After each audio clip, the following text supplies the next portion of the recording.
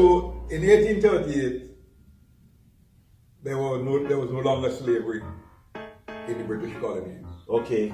But the British were still in charge, so they started colonial rule now, administration. Right, right. Now, they were very skilled people. Sorry, no. Was it at that point that they would have begun to send what we call, what we came to know as the not governor generals, but administrators.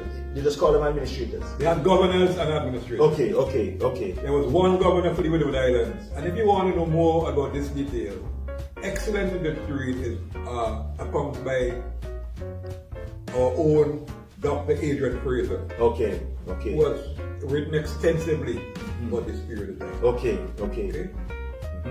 The information I gave you before, some came from him, but a lot came from my guru. Okay. The late great Dr. Earl Kirby. I see. Who was probably the greatest person ever met in Stvincent in terms of his all-round ability. I see. Right? Yes. He was an archaeologist. He was an agriculturist. He was a qualified vet, but he knew a lot about different agriculture. I see. You know, he was a good person in spirit, everything. Yes. Right? And he was a great father and husband. I got you. You know? Yes. Yes. I only knew the name but don't know. And of course, I also learned some, especially part with the expedition from Mali, from the late great Dr. Edgar Adams also. Okay. His rest of great teachers. Right. So now, with all of this now, the emancipation came. Right. And our people were physically free to work with themselves, but they had very little land. So what they had to do to make a living was still work on Massa Estate. Yes. But Massa just didn't want you to work on estate, he still wanted to control you and your destiny. Yes. So there's several things. One, they started to bring what some of us, including my good cousin, Ainola Maguire said, buffer people. Okay. They brought people from Madeira. They were the first, they were the second wave of indigenous, indentured people. Okay. The first indentured people in Stvincent were the good people, Irish, what the British, what the English call the poor whites. Okay. Of Irish, Welsh, and Scottish descendants. I see. Dr. Kirby was one of them. Okay. No, and that would be the first wave. Yeah, they came with the slave owners. I see. They came to work close to the slave owners because they were coming from Great Britain. I got you. So they were indentured. They were allowed to own property. Yes. But they were not given the same social status as the Englishman. I got you. But the Englishman historically looked down on the other British people. Yes. Okay? They are nice people. Irish, Scottish, Welsh, nice people. Great majority. So these ones we call them, this first wave we call them the poor white. And this is these people who are like No. These are the people at Dorset, the hill set of people. I see. That's interesting. The buffer people now are the people who came in after emancipation. Okay. Who have a social buffer between the upper class and the emancipated class. Okay. And these were the people from Madeira. I see. Portuguese controlled British colony of Madeira. Okay. The British controlled Portuguese control. Yes. They came in 1846. So now you've basically given us like four classes of people in the country. The rich British, the poorer class that came with them to assist them, the buffer people, and the free slaves. Yeah, and along with the free slaves were the few free blacks who came in after. I see. Okay, from wherever. Okay. Now, the Indians came from Madeira in 1868. And they were the third wave of indigenous people. But I will tell you something from my experience in history. They were not treated with the same social grace as the those from Madeira. Okay. Like the skin color. Yes, yeah, they were They darker. look like us, except for the hair. Right. Right? These two classes of people, these two set of indigenous people were promised 5 acres of land, purchased or granted after 5 years of service. I see. Now, I want to tell you a distinction. I have to tell our people a distinction that was made. And this is very important. This is why today, when you see a certain social ascendancy of certain people, everybody didn't start the same. Everybody didn't have, it wasn't an equal race. It wasn't a balanced system where everybody could come. Those who came from Madeira, a lot of them were made overseers on estates. And they were given property, like a shop. Yes. If you check it back from your time in Stvincent, every estate had a shop on it. Yeah. At the front of the estate. That's interesting. So that's where that came from. So the workers have to go on credit there during the week and pay when the week on fortnight. Yes. Now the Indians got a different treatment. They were not given shops and they became workers. They became skilled workers but not overseers. Okay. And their names were changed. Whereas the people from Madeira names were never changed. I see. The Indians didn't come as Lewis and Bullock. Those names were given to them. And the ones from Madeira, what would be, can you give me an example of what one, some of those? Oh, they would be like, anytime you hear gun. Oh, Gonzam, Gonsalves. Not Gun Sam so much, but Gun Sams, right? Gun Monroe. Yes, right? I see. Delicia. Yes. The Guns in Trinidad. Right. You know what I mean? Yes. Right? These kind of people. These are the kind of people. So they maintained their names because they were upper, seen as they were Europeans. They were Europeans. Right. Straight. They were Europeans. Okay. The non-Europeans, they were given names by whoever they owned the plantation. In a similar way as they did to the black Africans. Right. So we were given names from wherever. Whoever. Yes. We were not Smith and Charles. Right.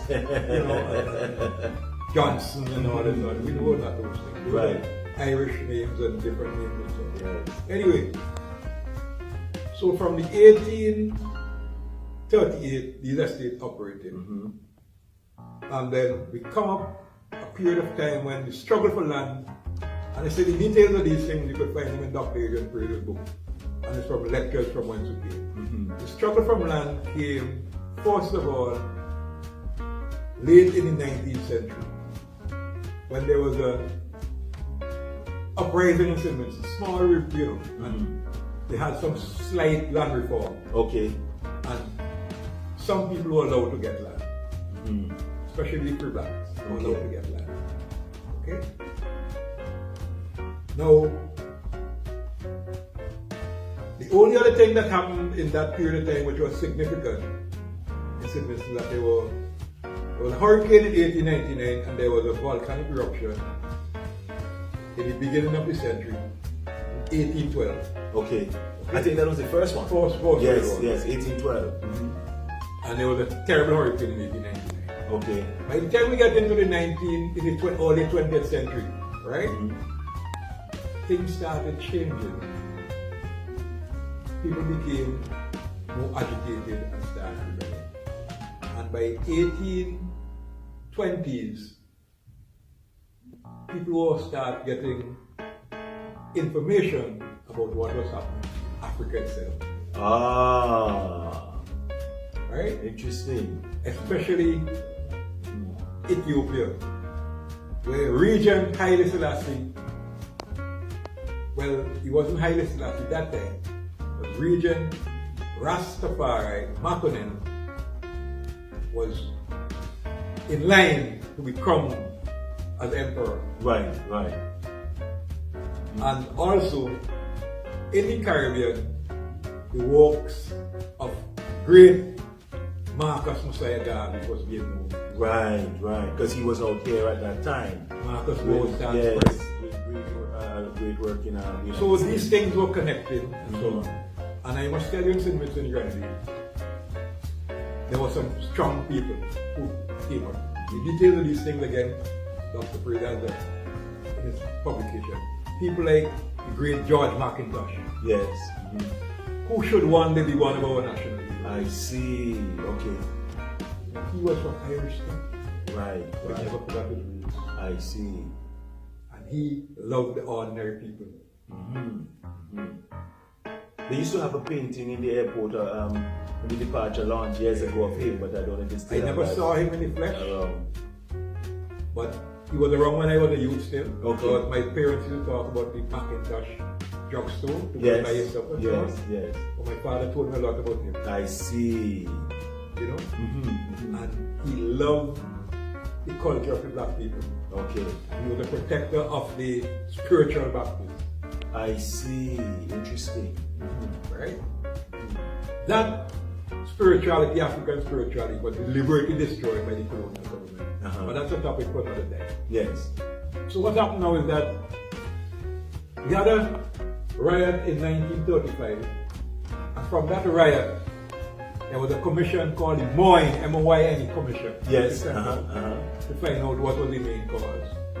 And they found that the disparity in land ownership, land again, Yes. right, was the major cause of that. I see. Apart from the high taxes on the people, who didn't have land to do what they want. Remember, we were originally traders. Yes. cultivators and traders. Yes. So that spurred a land reform in the 1940s, Okay. just after the war. Yes. And after the war. Right. It's war ended in 1939. Yes. No, in the start in 1939. and then 45, the second one. Now, in 1951, up to 1950, no ordinary Vincentian was allowed to vote. This is where we get into the politics now. Got you. Up to 1950. Yeah, up to 51 actually. 51, yes, But up to yes. 1950, which was the year before that was changed. Yes. No ordinary Vincentian, never mind how old you were, how mature you were. Yes. You were not allowed to vote Interesting. in the colonial system. Yes. That was for the estate owners and people of a certain value of land. And now, who would they have voted for? For who? Colonial, For for administrator, for the administrator. for what we call like representatives in the local council. I got you. Okay. But okay. Britain was the major, had the right to send the administrator, I get you. who had to answer Yes. to the governor who was in Grenada, Okay. the Grenada Islands governor. Also, Grenada always had that prominence. Yeah, Grenada. Grenada had that prominence. In Grenada. That's interesting. You see, and for this for a different conversation, Yeah. but at some time I'd love to talk with you about that, because when you see the role Grenada played and how it took a sort of a place center stage in the global center stage during the revolution and so on, you start connecting the dots. Right. Where did a small island like this with 90,000 people get that level of courage and Right, that is where the governor of the Grenada I Islands see. resided. Very interesting. Right. So now up until 1951, that's when We passed some a law locals could vote. called adult suffrage, Yes, I know that. which people like McIntosh and others fought for. Okay. Right? And that around that time saw the emergence of people like Joshua, who came to Clap. He was in Yes. Trinidad, self-taught man. He was in Trinidad. Yeah, he worked in Trinidad for a while. But he was born in I see. Right, because he was our first He premier. worked in Trinidad in the trade union, then he got his education in trade That's union. interesting. Okay. Because in our previous segment you talked about the robust trade that took Yes, place, yes. the inter-island trade that was really active I long must say, before that time. even before the war, since in the early, it's over 100 years. It's over 100 plus years since Stvincent has been formally trading with Trinidad. That's interesting. Not the government, you know. Yes, I people get of you. Stvincent That's have good to been know. trading with Trinidad. Good to know. Over 100 years. So all this culture of the traffickers, We started that. Yes, the government that's started been that. going for a long time. Neither colonial now post-colonial started. People started that. Very interesting. Very good. Entrepreneurship of the people started that. Yes, yes. And we're going to come to that in our next and final segment because we talked about the food security, and then we're now into the politics, and this is going to show us how take us up to modern day and the issues that really need to be understood. So after 1951 adult suffrage, people who were 21 years and over were allowed to vote. Okay. It wasn't based on whether you had $10 in the bank, no dollars in the bank, or $1,000 in the bank, or 40 acres of land. Once you get to that age, one man, one vote. One man, one vote. That would later, the age would later be lowered to 18 years after. Yes, yes. Okay. I think that was done under Jeff Mitchell, was it? No. No, it was before that. Yeah. Okay. Anyway, before that was done around 79, I think, Cato time. Cato, okay. Anyway, speeding up the period there, I said the details you want to get, you have to read them from the historian's perspective. I'm giving you from my perspective. Yes. I was born 2 years before adult suffrage. Right. And I came to know, to have a sense of politics about when I was 10, 11 years old. 10 years old. Still in primary school, just about to go to secondary. Very early. And that is when I got to know about the parties around. PPP, PLM, which was going out, was just People's Liberation Movement, which was Herman Fraser Young. Okay, okay. And later, the one which was younger than all of them that just came on the scene, SBL, Stvincent. Okay. Which I got to know later in life was actually formed, which was financed by the estate owners. That's interesting. Not by the founder themselves. Yes, yes. Not by the political person who was in front, but by people like the Punnets. Yes, yes, yes. Because funny that came to mind earlier on to mention something you said, and I wanted to just, as a passing note, mention. You were talking about how the country was cut up into estates. Yes. And the first one that came to mind was the Punnet estate, because they had estates. They had a number of estates. It was 5, as many as 5. They had Mount William. Didn't realize that many. They had Diamond. Yes. And there were 3 brothers. There was one in the Calico area too, I think. Diamond. But that's part of Diamond. Yeah, the whole thing. There's one down when you pass. Three down Pembroke. Pembroke, Cane Grove. Yes. And up the high up in the valley of Vermont area. Yes. I see. Yes. Okay, 3 brothers. They had that too. Right. So now, what happened is that Joshua still is. I tell you, Joshua and McIntosh are the 2 people who stand out in my mind as fighters for the people, liberation people. Okay. Never mind all these modern people who come about. Yes, Joshua yes. and McIntosh. I know Joshua more of Joshua than McIntosh. And then Joshua, just to back up for clarity, Joshua was working in Trinidad. He was a trade unionist. Came up on Buzz Uriah Butler. He was influenced by Butler. Yeah. Okay, interesting. Buzz Uriah Butler. He's one of the names that come up when we do church history, Caribbean history. That's one of the names that come up as a prominent name. Buzz Uriah Butler. Joshua was a Baptist. I see. Okay. Just like but I will tell you something. He was influenced by Marcus Garvey. Okay. Interesting. That's quite some details there that make you understand the movements of what happened, the social movements. And if you follow his politics, his politics had a lot of religious connotations in it. Yes. Like some of his songs he would sing when he's campaigning. One of them famous songs, Joshua shall cross the Red Sea. Joshua shall cross the Red Sea. Stvincent children shall cross the Red Sea. Joshua shall. Yes. The influence is there. Biblical reference. Yes. Moses crossing. Yes. So he came back to St. Vincent. Yes. Then he fought for the adult. He and he was in the first movement. McIntosh fought for the adult suffrage. First movement according to the records of the 8th Army of Liberation. Okay. that fought against the colonial system. And was this an actual army? Yeah, but it was a political army, that's the name of it. Okay, the Eighth Army. That was the force to be elected. Okay. And then he branched off from that and formed his own People's Political Party. I see, the PPP. And that was the first party, actually. Well, let me say what I know that got into office before the 1950s. Okay. So now you're going to give me a period from the 1950s to 1979. Okay, Just okay. briefly. Yes, so that's a 29 period in which we see the evolution of the other parties. So Joshua came up, and Joshua was famous because he was a trade union man, and he had his trade union in Stvincent also. So he got the people who worked on the waterfront. Okay. Right? Stevie Does and so on. Yes. And he got the estate workers, and he would go and harass the estate owners. He was to make sure that these people unionized. Yes. But he was very skillful.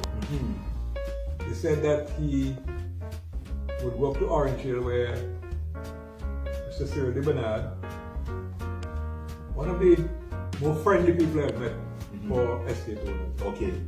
Right? And he would say, ask the people there, where is Mr. Bernard? They say, he's up in his house. Tell him I'm going up to Overland and I'll pepper his tail. But when I come back, tell him make sure you have my drink. That is diplomacy. Yes. And he would go up there and he would tell the workers, this man has to pay you more and you have to pay the and so on. When he comes down, Mr. Bernard is socialized. Yes. Like two gentlemen. Yes. Shake hands. So it was more of a social and philosophical difference, and not so much a personal. No, it wasn't the boss. No. Yes. They understood each other as big people. Right. Which is a far cry from what obtains now. I hope people making the connection. Right. But that's a Joshua. He had a way he could agitate, he could get people to love him. Yes. So I'm fast forwarding up to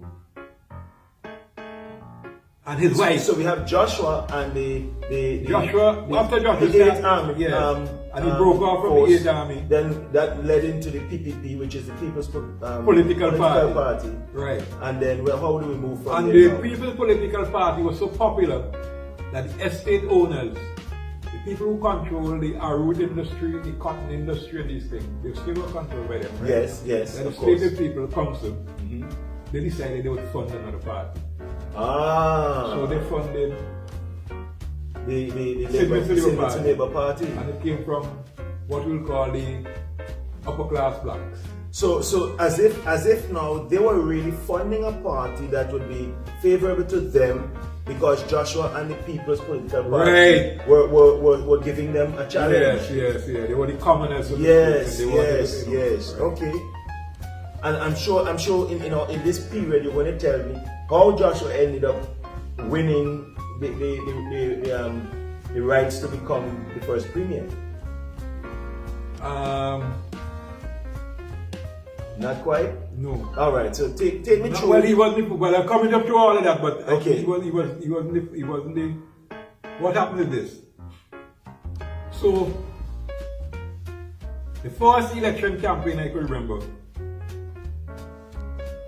was 1962. Right? Yes. Mammy Joshua, who still is the most formidable female politician ever seen in the Interesting. by mile. Wow. Was Joshua's wife, counterpart, and confident. And she could have carried one meeting by herself. Wow. She did not settle. Yes. Right? She, from the time she started in politics, up to the time their party was defeated, she never lost a seat. Oh, she was that good. She used to run in the north of the country, entire country. I see. Never ever. Not out. Yeah. Okay. Now, Joshua was in office, and fast forward in a Yes, yes.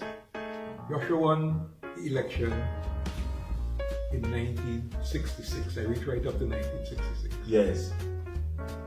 Now, in that time,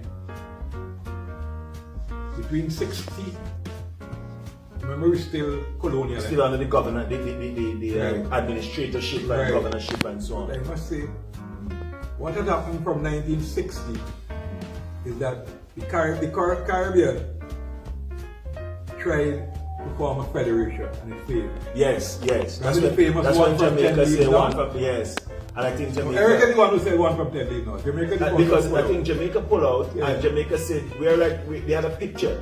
They said, we're the big mother pig, and we're all these other islands will be sucking us dry. That is what they thought. So they pulled out because they figured Yeah. everybody would depend on them. And Eric then Eric said, one well, from if they're 10 gone, leaves then we can't make it because 1 from 10 is 0. So everybody started getting independent. Yes, yes. Ah. Bigger one started, right? Remember Barbados? Because at that time they all still had the colonial system, Yeah. so they were really forming the federation Right. in order to fight the colonial system. Uh-huh. But once that federation didn't work out, they now ended up having to fight for independence individually. Right. Okay. So there we go now. Joshua won the election in 1966 to the people of government.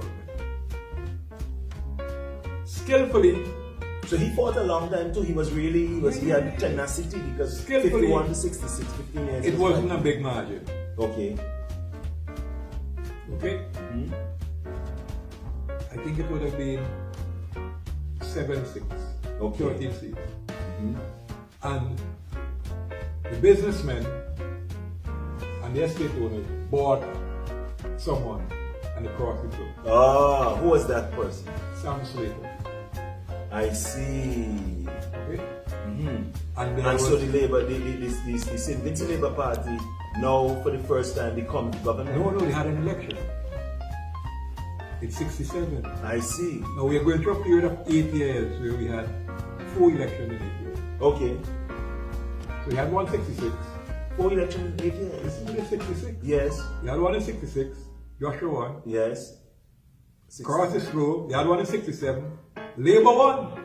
That's 1 year later. Yeah, because you have to have one. Yeah. Once a person crossed, then you know. Right. Okay. Because he won with a Joshua ticket. Yes. So you now have to have the election. Yes. Okay. Labour won. So Labour is in office 67. But would that have been a by-election for one seat, or would it have been a whole general election? Election. Wow. 1 year later. Mitchell entered the first. So James Mitchell entered the Joshua Party. No, joined the Labour Party. Mitchell joined the Labour Party in 1960. That was 1967. As a young graduate. Agronomist. Well, he wasn't a young graduate, but he was graduated already. But as a politician. Okay. Showed his first interest in politics. I see. Right? That's 1967. Around that time. Okay. But there was an election in 67. Yes. So and the Labour Party won at that time for the first time. So he was there, Grenadine seat, won. Okay. In 70, that time we were talking, the talk of, remember by that time Barbados got independent 66. So Barbados would have been independent, Jamaica would have been independent, Trinidad would have been independent, Ghana would have been independent. Other countries are speaking about independence. I see. Okay.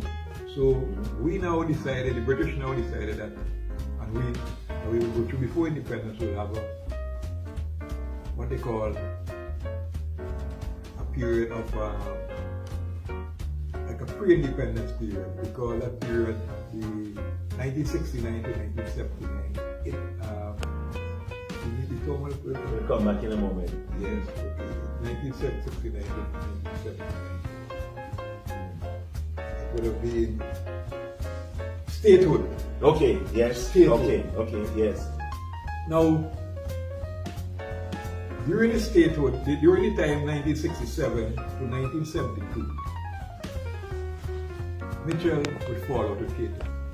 Okay. Right? Some people say he wanted to leave. No, you. I don't think you told us how Cato entered though.